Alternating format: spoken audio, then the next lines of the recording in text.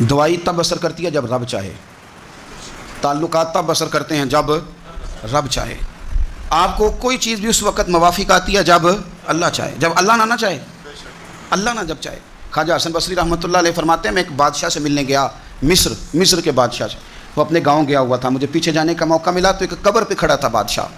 پہلے حسین و جمیل عورتیں آئیں، کچھ دیر قبر پہ کھڑی رہیں، پھر وہ چلی گئیں، پھر اس کے بعد بڑے بڑے علماء آئے، قبر پہ کھڑے ہوئے چلے گئے، پھر بڑے فوجی آئے، جرنیل آئے اسلحے کے ساتھ، قبر پہ کھڑے ہوئے چلے گئے۔ پھر بادشاہ نے ساری دولت منگائی، ہیرے جواہرات قبر پہ قریب رکھے گئے۔ پھر بادشاہ آیا، اس نے اپنے سر سے پگڑی اتاری، قبر کے پیروں والی سائڈ پہ رکھ کے وہ کھول کے رویا، پھر دور ایک کونے میں ہٹ کے سجدے میں گرا۔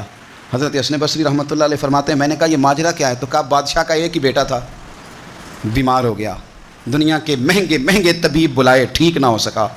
بادشاہ ہر سال اس قبر پہ آتا ہے، عورتیں بھی آتی ہیں تو کہتا ہے پتر اگر سارا حسن دیکھ کے تجھے بچایا جا سکتا تو میں تجھے بچا لیتا۔ پھر علماء آتے ہیں تو بادشاہ کہتا ہے پتر اگر سارا علم لگا کے تجھے بچایا جا سکتا تو میں تجھے بچا لیتا۔ پھر سارے فوجی آتے ہیں تو بادشاہ کہتا ہے پتر اگر ساری طاقت لڑا کے بچایا جا سکتا تو میں تجھے بچا لیتا۔ پر ہیرے جواہرات رکھ کے کہتا ہے پتر میں ساری دولت قربان کر دیتا پر تجھے جانے نہ دیتا۔ پھر وہ سر سے تاج اتار کے قبر پہ رکھ کے کہتا ہے پتر میں بادشاہ ہوں، میں حکومت کی پرواہ نہ کرتا، مانگ کے روٹی کھا لیتا، لیکن حکومت دے کے تجھے بچایا جا سکتا تو میں تجھے۔ پھر رو کے کہتا ہے وہ غالب حکمت والا ہے جو تجھے لے گیا ہے، اس کی حکمت ہی غالب آتی ہے، اسی کا غلبہ ہے، وہی قدرت والا ہے، وہی طاقت والا ہے، کوئی اس کے دربار میں اس کے اذن کے بغیر دم مارنے کی جرت نہیں رکھتا۔